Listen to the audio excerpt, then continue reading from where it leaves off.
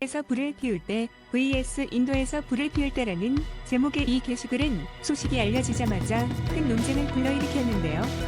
중국판 SNS 웨이보에 올라온 이 게시글에 대한 맹비난이 쏟아졌습니다. 최근 인도는 코로나 확진자 증가로 수많은 사람들이 죽어가고 있는데요. 이를 조롱하는 하면서 중국은 인도와 달리 발전하고 있다는 걸 은연중의 사진으로 드러낸 것입니다. 가뜩이나 인도와 중국 사이가 멀어진 마당에 중국에서 올라온 이 게시글은 순식간에 전세계 화제로 급상승하면서 전세계 네티즌들은 중국에 대응해 비난을 쏟아냈습니다. 참다 못한 인도 정부는 중국에 대한 비난과 더불어 비밀리에 한국과 접촉하기에 이르렀는데요. 서욱 국방부 장관을 통해 상황의 반전을 꾀했습니다. 그 결과 놀라운 발표가 나왔는데요. 인도 정부는 깜짝 발표를 통해 인도 육군의 경전차 사업을 추진하겠다고 밝혔습니다. 한화 디펜스를 비롯 전 세계 방산업체에 자료 요청서를 보내며 입찰을 위한 관련 자료 제출을 요구한 것입니다.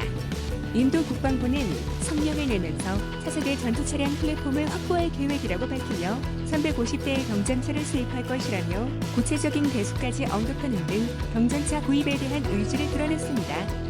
유튜브 채널 가장 많이 본 뉴스, 좋아요와 구독은 영상 제작에 매우 큰 힘이 됩니다. 수입 배경에 대해서는 현재 진행형으로 지속적으로 마찰이 일어나는 중국과의 분쟁에서 승기를 잡기 위해 추진하는 것이라고 바라보고 있는데요. 특히 중국과 인도 사이의 험한 지형에서도 활동이 쉬운 기종이 선정될 것이라는 예측까지도 나오고 있습니다. 한국 입장에서는 이번 입찰에 매우 유리한 고지를 차지하고 있는데요. 이미 인도와의 협약을 통해 K9 자주포를 수출한 적이 있기 때문입니다. 특히 화력면에서 놀라운 성능을 드러내 인도 정부에서도 만족했던 적이 있었는데요. 한화 디펜스에서 K9 백문을 제공했으며 신부는 한국에서 직접 생산해 인도로 전달했고 나머지 90는 인도 방산업체 라르세는드 토브로가 재료를 수입해 맞추는 방식으로 백문을 인도에게 제공한 바 있습니다.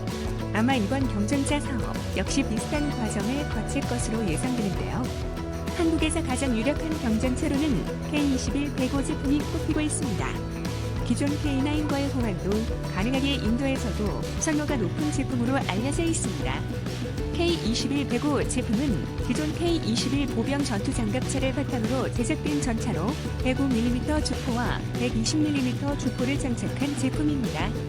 특히 명품으로 통하는 주포 100의 CMI 디펜스의 코커릴 XC9 포탑을 얹어 최고 속도 시속 70km, 순항거리 450km를 자랑하는 제품입니다.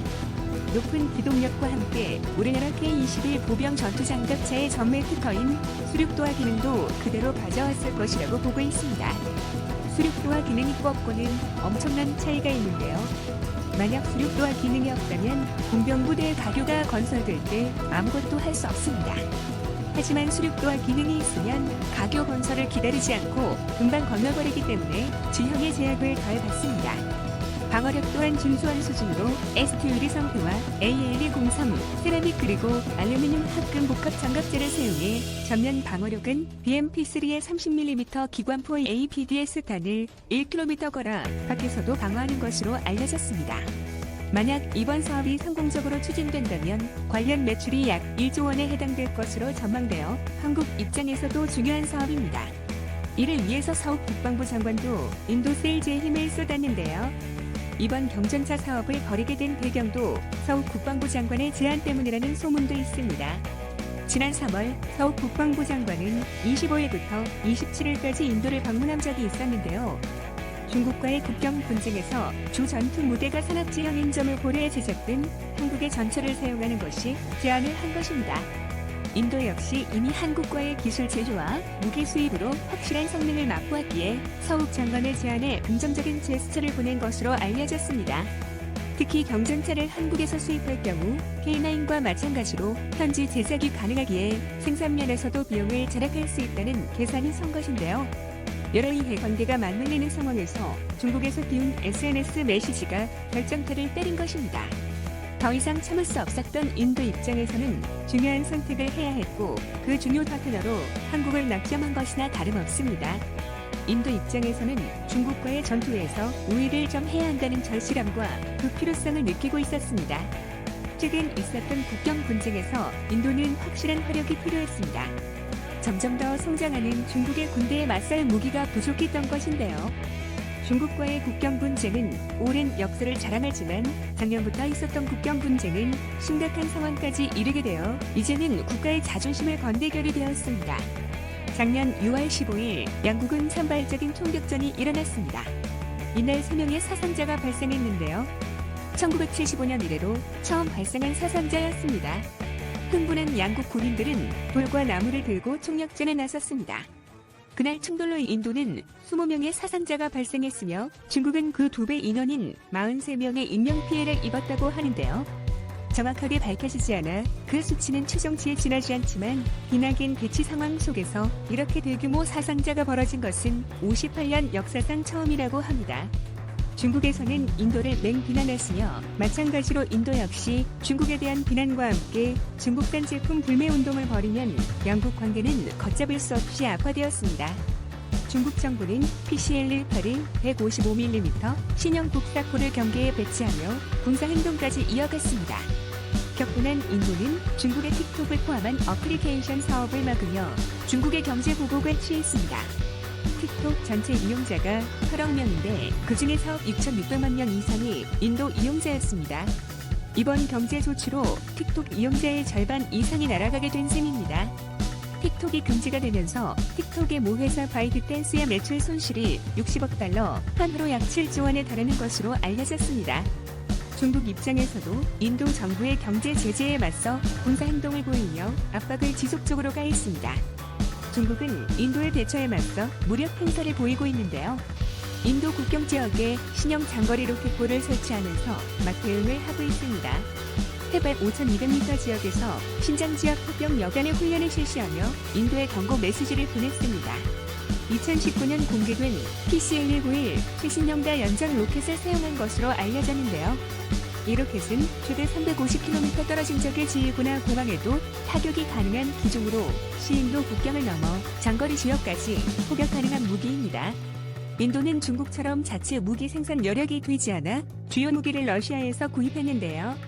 중국에 맞선 인도의 다연장 로켓은 BM-21 그라드 제품입니다. 보소련제 제품으로 중국이 운용하는 PCL-91 제품에 비해 성능이 떨어지는 제품입니다.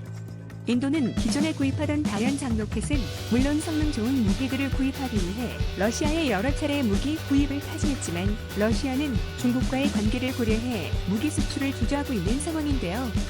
거기에 중국은 인도 사태를 대비해 야심차게 36톤 무게의 중국산 15식 경장차 준비를 마친 상태입니다.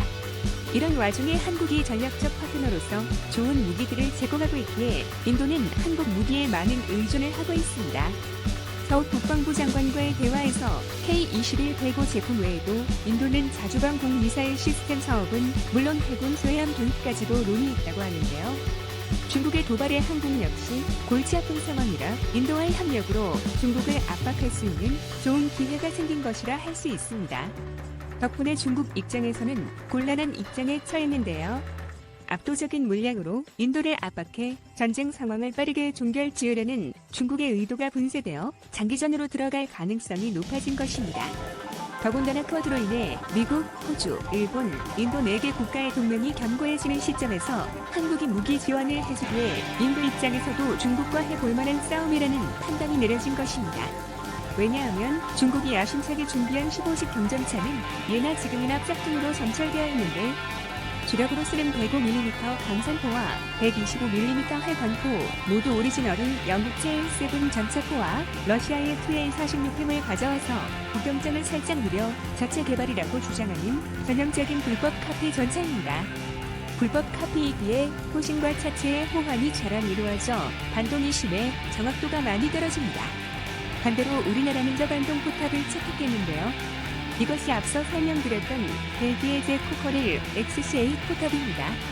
중국이 물량으로 초반에 기선 제압을 할 수는 있지만 만약 포격전이 장기화되면 아무래도 성능과 정확도가 좋은 K-21 전장에서 우위에 점할 수 있습니다.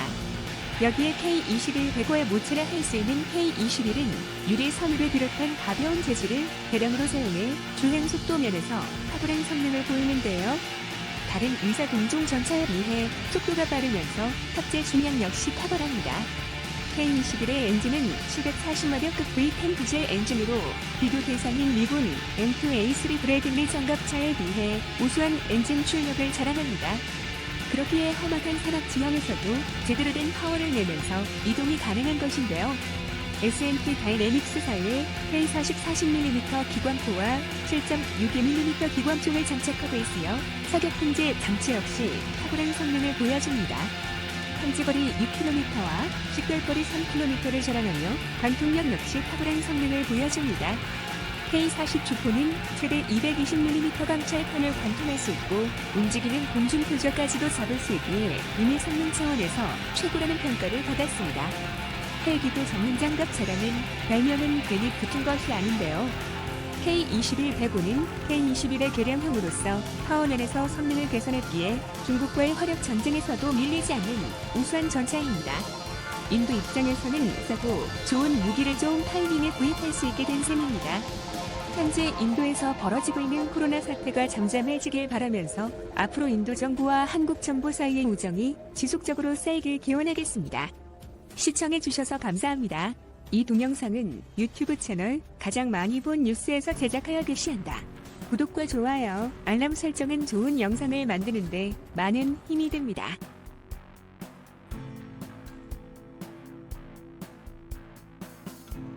에서 불을 피울 때 vs 인도에서 불을 피울 때를